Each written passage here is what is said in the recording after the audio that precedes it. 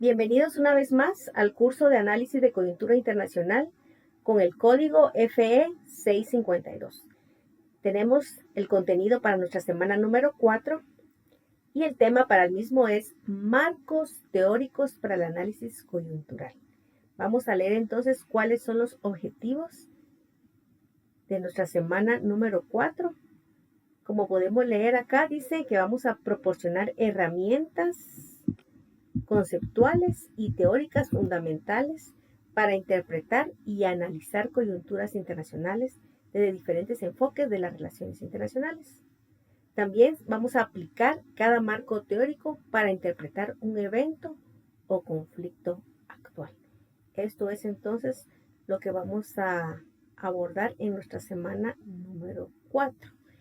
Entonces, como ustedes pueden ver,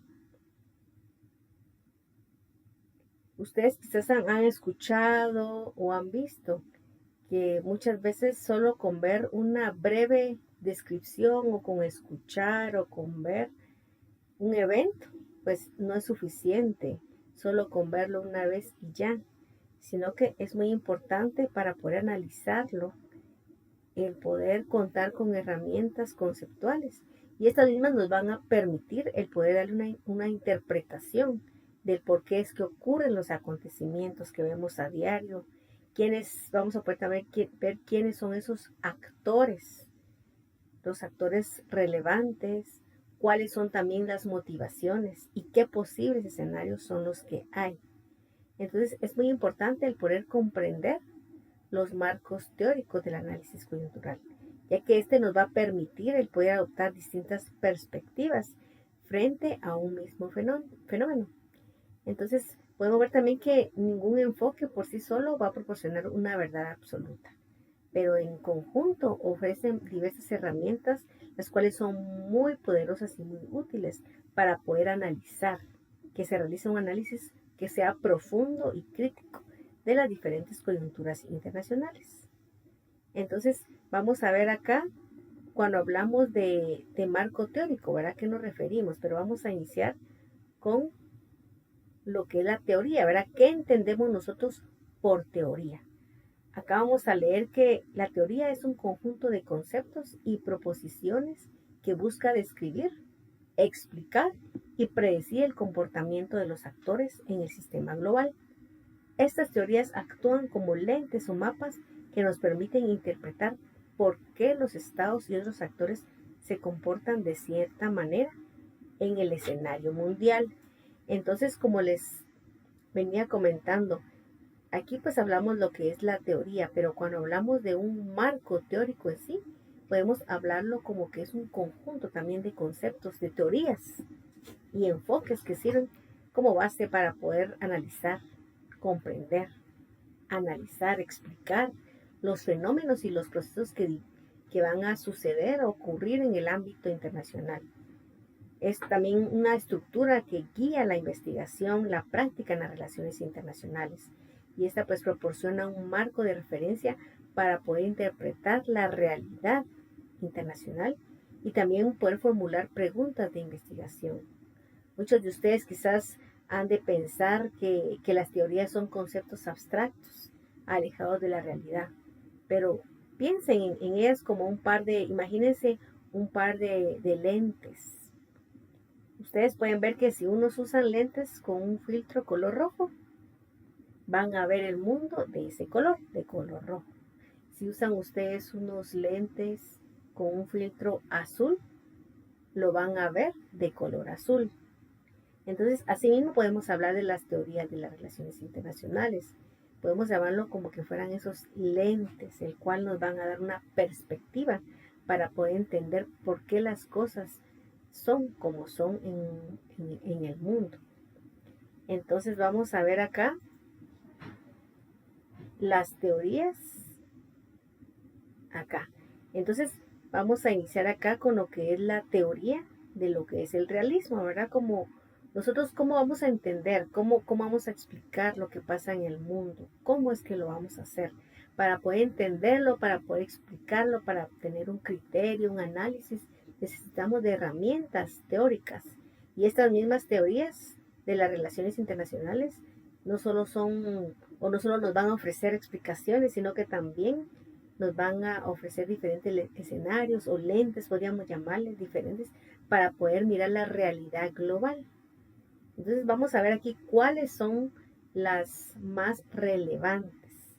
Entonces vamos a leer acá lo que es la definición de lo que es el realismo. Acá nos dice que los estados son los actores principales y que su objetivo primordial es la supervivencia. En un entorno anárquico, la única forma de garantizarla es buscando poder. Por eso la política internacional es una lucha constante por el poder. Entonces, ustedes pueden ver que los estados actúan en función de su interés nacional, guiados por el poder. Uno de los supuestos podría ser el sistema internacional, que es anárquico. Los estados son los principales actores. La seguridad es el objetivo prioritario. Podemos mencionar como ejemplo las tensiones entre China y Estados Unidos en el mar del sur de China. Pueden pues analizarse como una lucha por el poder y el control geoestratégico. Vamos a ver también acá lo que es la siguiente, que es el neorealismo. Vamos a leer la definición y dice que también es conocido como realismo estructural. Es una teoría que enfatiza el papel de la estructura del sistema internacional en la configuración del comportamiento del Estado, ¿verdad? O el comportamiento nacional. Esta se desarrolló en la década de 1970 para hacer de la teoría realista una disciplina más científica y menos dependiente de la naturaleza humana. Podemos mencionar entre su foco de análisis que esta estructura, ¿verdad?, del sistema internacional o la anarquía, no la naturaleza humana, la anarquía pues del sistema obliga al Estado a competir por su seguridad, generando un dilema de seguridad constante. Vamos a ver también acá lo que es la siguiente teoría, lo que es el liberalismo. Vamos a leer que el liberalismo tiene una visión más optimista. Aunque hay anarquía, los estados pueden cooperar. Nos dice que los actores no solo buscan poder, sino también el bienestar y la prosperidad que se logran a través del comercio y las instituciones internacionales. Acá pues uno de sus orígenes se dice que se remontan a las ideas ilustradas sobre la razón y el progreso. El idealismo de Woodrow Wilson, este fue un intento de aplicar estos principios a las relaciones internacionales. Su foco de análisis puede ser la capacidad de la razón y la moral para superar el conflicto. Cree la paz duradera, que pues es posible, ¿verdad?, poder crear la paz duradera. También uno de sus conceptos claves son, por ejemplo, la paz democrática, la idea de que las democracias rara vez o nunca se enfrentan en guerra, la interdependencia inicial comercial. El comercio y los lazos económicos hacen la guerra demasiado costosa e indeseable. El derecho internacional y organizacional ¿verdad? Internacionales, dice, son herramientas clave para poder mediar conflictos y poder también fomentar la cooperación. También está la aplicación al análisis coyuntural. Un liberal clásico celebraría la creación de la Unión Europea como una demostración de que la interdependencia económica y las instituciones supranacionales puedan prevenir la guerra entre las naciones. Vamos a ver también acá otra teoría que es el neoliberalismo. Este nos dice que enfatiza la cooperación económica y la creación de instituciones internacionales para gestionar problemas globales, buscando la interdependencia y la estabilidad, hablando de lo que es el neoliberalismo. Esta fue desarrollada en la década de los 1970 en respuesta al desafío del neorrealismo. Su foco de análisis pues acepta la anarquía, pero argumenta que los estados pueden cooperar si tienen intereses comunes y si las instituciones internacionales reducen los costos de transacción y la incertidumbre. Uno de sus conceptos claves son pues los intereses absolutos. Los estados buscan su propio beneficio, no necesariamente a expensas de otros como el realismo, sino que la cooperación puede generar beneficio para todos. También las instituciones internacionales, pues las cuales son reglas, normas y organizaciones que facilitan la cooperación, reducen el riesgo de traición y crean expectativas de comportamiento a largo plazo. También está la interdependencia compleja, ya que pues más allá del comercio, la interdependencia se extiende a múltiples canales, ya sea financieros, sociales, ecológicos, lo que hace que el poder militar sea menos útil. También está la aplicación al análisis. Podemos ver una de las aplicaciones pues al análisis coyuntural es que, por ejemplo, un neoliberal va a analizar, ¿verdad? ¿Qué es lo que haría él? Pues analizaría los acuerdos de la Organización Mundial del Comercio, OMC, ¿verdad?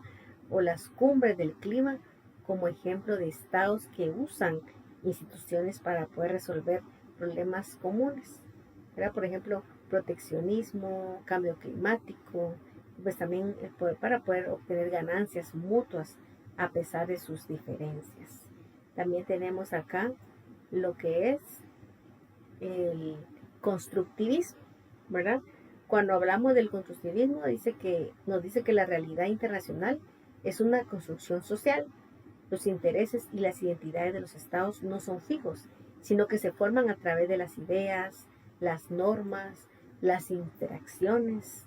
Y pues cuando hablamos de esa teoría constructivista, pues esta postula que la realidad internacional no es objetiva y predeterminada, sino que es construida socialmente a través de las interacciones, también a través de las normas, las creencias compartidas por los actores internacionales.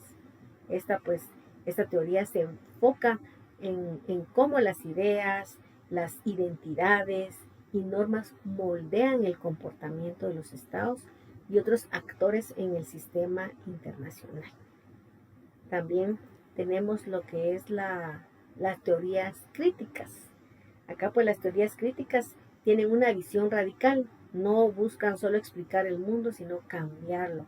Argumentan que las teorías dominantes, como el realismo y el liberalismo, legitiman lo que es y perpetúan un orden mundial de desigualdad y dominación. Acá pues también una de las premisas de esas teorías críticas es, por ejemplo, que las teorías dominantes, como podemos ver, el realismo y el liberalismo, pues legitiman lo que es un status quo de desigualdad y dominación. Hay que desmantelar las estructuras de poder. Y uno de sus actores clave no solo son los estados, sino también las clases sociales, los grupos oprimidos, los movimientos sociales, por lo que uno de sus objetivos principales es la emancipación de los oprimidos, la transformación del sistema internacional. También a uno de sus conceptos claves está la hegemonía, pues que la dominación no es solo por la fuerza, sino por el consentimiento que se logra a través de la difusión de ideas. También está la teoría de la dependencia, la relación centro-periferia, donde el desarrollo del centro se basa en la subyugación a la periferia. También está la aplicación al análisis cultural. Podemos ver también que, como ejemplo, la crisis de deuda que se da en el sur global. Entonces, no lo verían como un simple problema, ¿verdad? Si vemos eso económico, liberalismo o de poder nacional, sino que como un resultado de una estructura de poder histórico y desigual que va a beneficiar a las potencias centrales y mantiene a los países en vías de desarrollo en una posición subordinada. Entonces, la solución no sería solo de negociar la deuda, sino transformar las estructuras económicas globales. Entonces, pues, como conclusión podemos ver que usando todas estas teorías en el análisis de coyuntura, pues ninguna, la verdad que tiene la verdad absoluta, sino que cada una pues ilumina una parte compleja de la realidad internacional. Ahí sí que el desafío para un analista de coyuntura es el saber cuándo usar cada una de ellos y sobre todo pues cómo es que se van a combinar. Les agradezco mucho, jóvenes, su atención y nos vemos entonces en nuestra siguiente semana. Que tengan un excelente día.